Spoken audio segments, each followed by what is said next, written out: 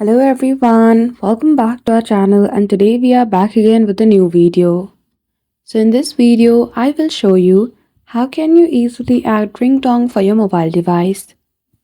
So without any delay, let's get into it. For that, firstly you need to head towards setting. So click on setting app icon, scroll below and go to sounds and vibration. Here, go to ringtone.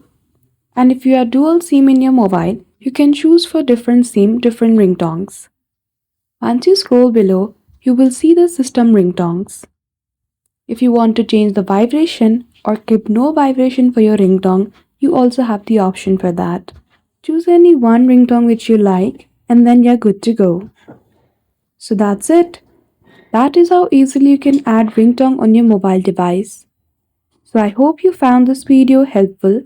If you did, don't forget to give it a thumbs up and subscribe to our channel for such tutorial. Thank you for watching till the end.